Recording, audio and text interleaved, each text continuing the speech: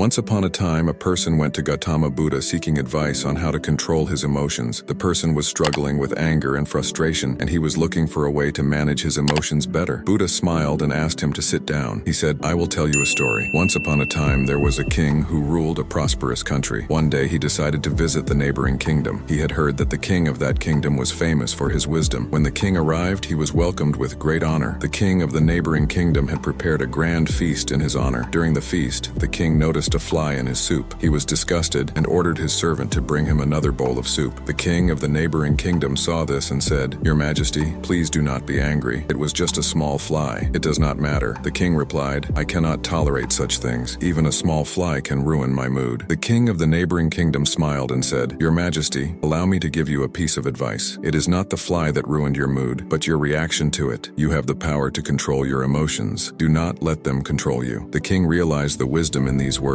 and returned to his kingdom. From that day onwards, he started practicing the art of not reacting to situations that would previously trigger his emotions. He found that he was able to maintain his composure in challenging situations and was able to make better decisions. The power of not reacting is an important lesson for all of us. We often react to situations without thinking, and this can lead to negative consequences. Reacting to situations with anger and frustration can damage our relationships with others and hinder our ability to make clear-headed decisions.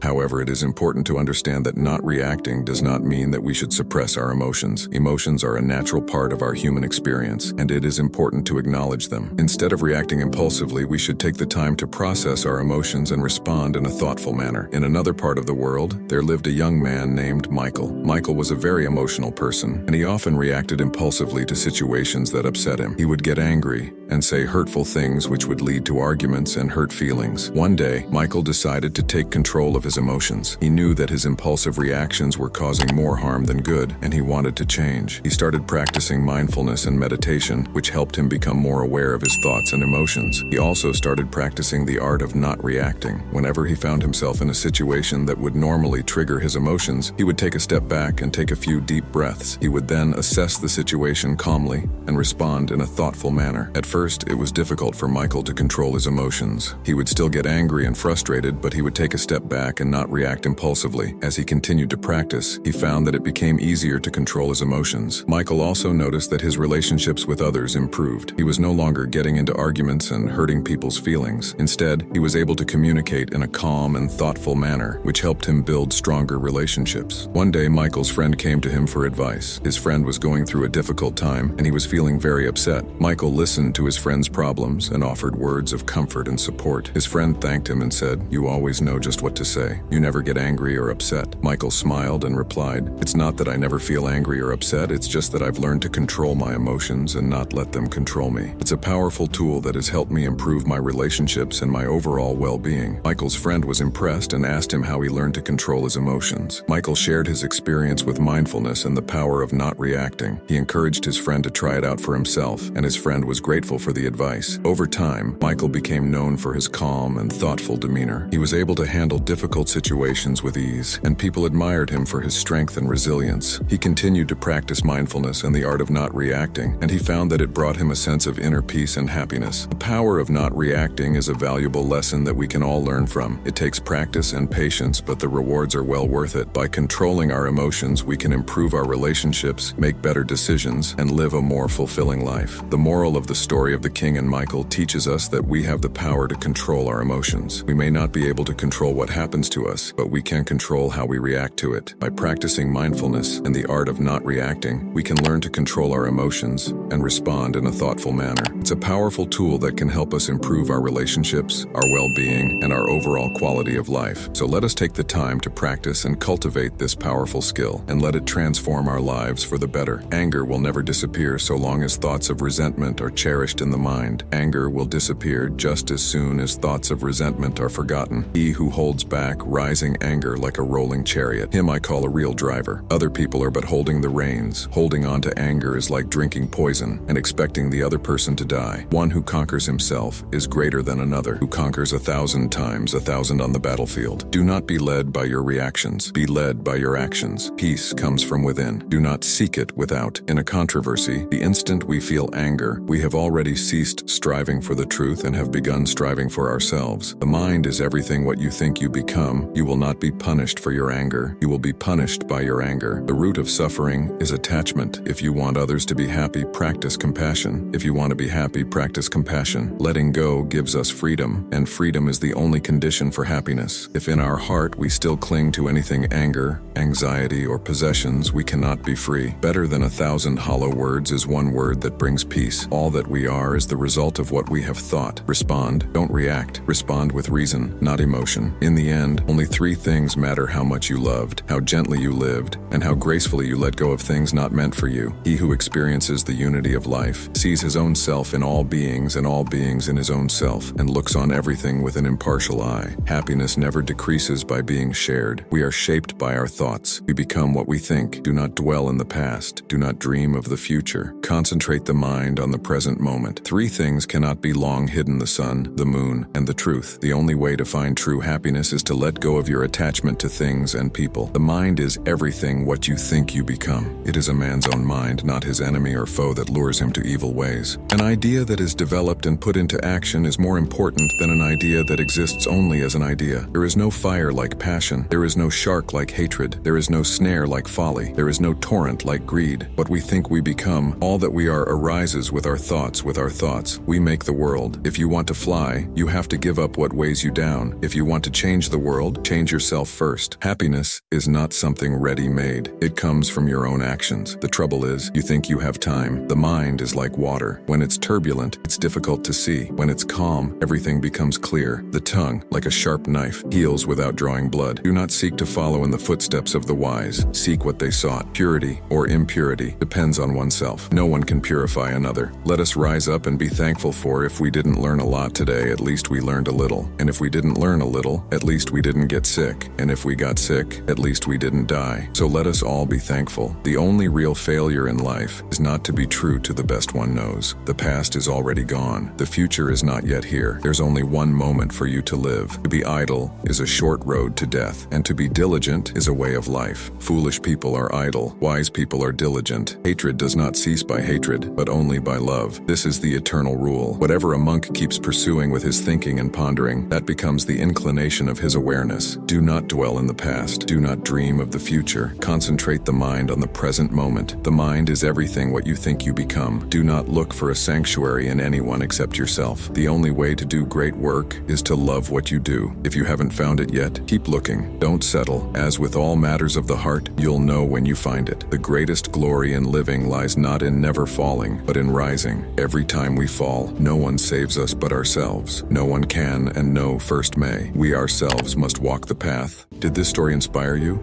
Don't let your dreams wait. Take action today and make a difference. Share this story with your friends and spread the motivation. Remember, every step you take brings you closer to your goals. What's your next move? Comment below and subscribe now.